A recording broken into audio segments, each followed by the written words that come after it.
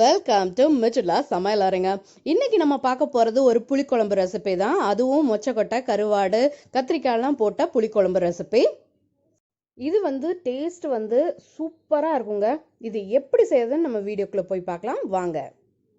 இன்னும் நீங்கள் மிச்சுலா சமையல் அறை சேனலை சப்ஸ்கிரைப் பண்ணலையா? உடனே ரெட் கலர் பட்டனை கிளிக் பண்ணி சப்ஸ்கிரைப் பண்ணிக்கோங்க. கூடவே இருக்க பெல் ஐக்கானையும் கிளிக் பண்ணிக்கோங்க.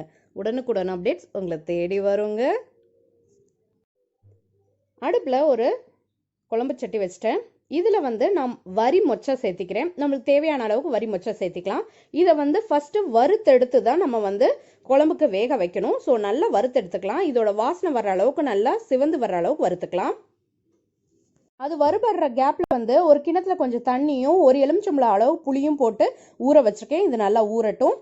சைட் பை சைட் நம்ம மொச்சை நல்லா வறுவட்டுருச்சு. இப்போ இதில் தேவையான அளவுக்கு தண்ணி சேர்த்திக்கலாங்க.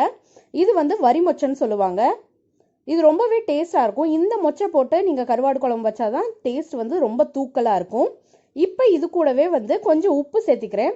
இந்த மொச்சை சீக்கிரம் வெந்து வந்துடும், அதுக்காகத்தான்.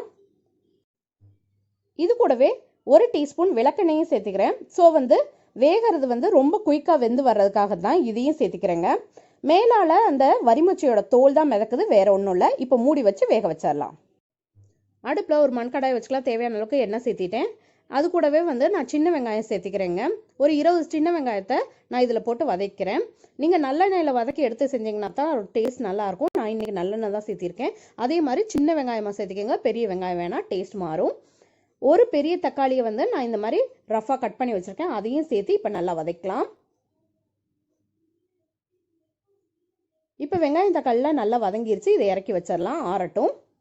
சைட் பை சைட் நான் ஒரு மிக்சி ஜாரில் தேங்காயை கீத்துகளாக போட்டு வச்சிட்டேன். அதே மாதிரி புளியையும் கரைச்சி ஒரு கிணத்துல ரெடியாக எடுத்து வச்சுட்டேங்க. இப்போ மொச்சப்பயிர் 3/4 வெந்து வந்துருச்சு. இந்த ஸ்டேஜ்லேயே குழம்பை கூட்டி வச்சிடலாங்க.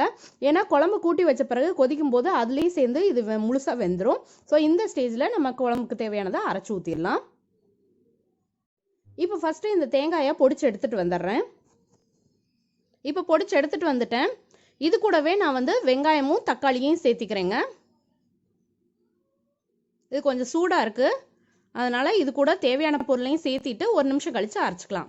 இப்போ 1 டீஸ்பூன் மஞ்சள் தூள், இது கூடவே குழம்பு மிளகாய் தூள் வீட்டில் அரைச்சி வச்சுருக்கதான், இது 1.5 டேபிள் ஸ்பூன் வரைக்கும் சேர்த்திக்கிறேன். இப்போ இதை கொஞ்சம் தண்ணி ஊற்றி விழுத அரைச்சி எடுத்துகிட்டு வந்துடலாம். நான் இப்போ இதை அரைச்சி எடுத்துகிட்டு வந்துட்டு உங்கள்கிட்ட காமிக்கிறேன்.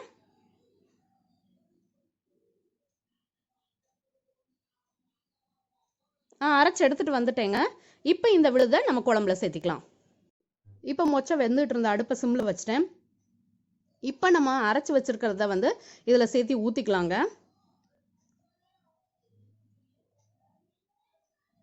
இப்போ இது கூடவே நான் வச்சிருந்த புளி தண்ணியை இந்த மிக்சி ஜார்லேயே சேர்த்தி அதையும் அலசி இதில் ஊற்றிக்க போகிறேன். இப்போ இன்னும் கொஞ்சம் எக்ஸ்ட்ரா தண்ணி சேர்த்திக்கிறேன். ஒரு டம்ளர் வரைக்கும் சேர்த்திக்கிறேங்க. இப்போ சேர்த்திட்டு இப்போ இதுக்கு தேவையான உப்பு எல்லாமே இதில் சேர்த்திக்கலாம். நான் ஒரு 1.5 டேபிள் ஸ்பூன் வரைக்கும் உப்பு சேர்த்திருக்கேங்க. ஏற்கனவே மெஷர் பண்ணி வச்சுட்டேன், அதை சேர்த்திட்டேன். சேர்த்தி விட்டு ஒரு கரண்டியை வச்சு நல்லா கலந்து விட்டுருங்க. இப்போ இது கொதிச்சு வரும்போது நம்மளுக்கு கரெக்டான கன்சிஸ்டன்சி வந்துடும். இந்த அளவுக்கு தண்ணியாக இருந்தால் தான் நீங்கள் கொதிச்சு ரெடி ஆகும்போது கரெக்டான ஊற்றுற கன்சிஸ்டன்சியில் இருக்கும், ஊற்றி சாப்பிட்ற கன்சிஸ்டன்சியில். இப்போ இது கொஞ்ச நேரம் குக் ஆகட்டும், அது வரைக்கும் வெயிட் பண்ணலாம். மூடியை போட்டு வேக விட்டுறலாம்.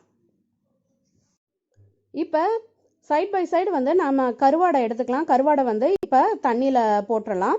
நம்ம போடுறதுக்கு முன்னாடி இந்த தலையை மட்டும் பிச்சு தூக்கி போட்டுடலாம். இது நம்மளுக்கு தேவையில்லை.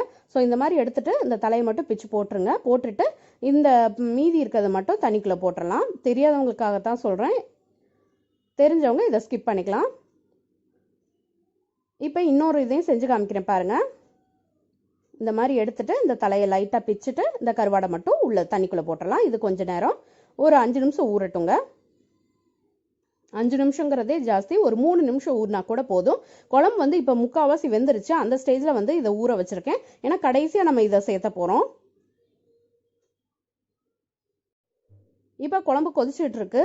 இந்த ஸ்டேஜில் இன்னும் ஒரு 3 நிமிஷத்தில் குழம்பு இறக்கிடலாம். அந்த ஸ்டேஜில் வந்து நம்ம வந்து கருவாடையும் கத்திரிக்காயையும் சேர்த்துக்கணும். நான் கத்திரிக்காயை ஃபஸ்ட்டு நறுக்கி வச்சிட்டேன். ஸோ அதை வந்து இதில் சேர்த்துக்கிறேன்.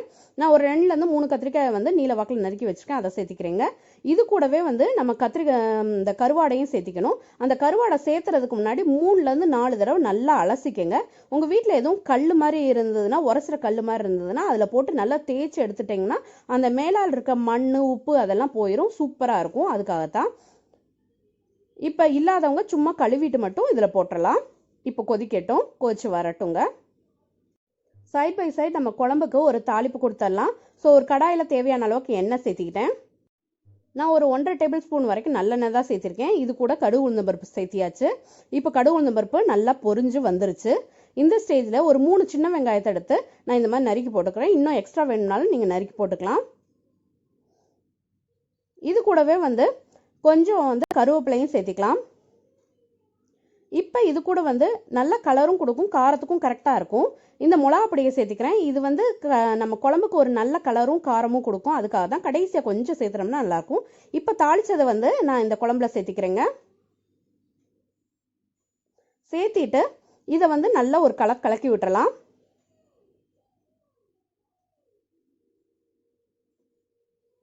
இப்போ கலந்து விட்டுட்டு இப்போ மூடி வச்சு ஒரு 2 நிமிஷம் குக் பண்ணி எடுத்துட்டோம்னா நம்ம சுவையான குழம்பு வந்து ரெடி ஆயிரும். இதில் நோட் பண்ண வேண்டியது அந்த ஒன்று தான், கடைசியாக கத்திரிக்காயும் கருவாடையும் போடணும். அதை மட்டும் மறந்துடாமல் ஞாபகம் வச்சுக்கோங்க. இப்போ நம்ம குழம்பு கரெக்டாக ரெடி ஆயிடுச்சு, கரெக்டான ஸ்டேஜுக்கு வந்துருச்சு. இந்த ஸ்டேஜில் நம்ம அடுப்பை ஆஃப் பண்ணிடலாங்க. நம்ம அடுப்பு ஆஃப் பண்ணியாச்சு. இப்போ சூடாக சாதமும் எடுத்து பிளேட்டில் வச்சுட்டேன். இதில் வந்து நீங்கள் கருவாட்டு குழம்பு ஊற்றி சாப்பிட்டு பாருங்கள். இந்த மொச்சக்கொட்டை, கருவாடு, கத்திரிக்காய் எல்லாம் போட்டு சாப்பிட்டு பாருங்கள். டேஸ்ட் அள்ளுங்க. இது சாதத்து கூட மட்டும் இல்லைங்க, களி கூட செஞ்சு சாப்பிட்டிங்கன்னா ரொம்ப சூப்பராக இருக்கும். பச்சை சாதம் கூட செஞ்சு சாப்பிட்டாலும் இன்னும் டேஸ்ட் நல்லாயிருக்கும். நம்மளோட சுவையான குழம்பு ரெடி ஆயிடுச்சு. நான் டேஸ்ட்டும் பண்ணி பார்த்துட்டேன், பக்காவாக வந்திருக்கு.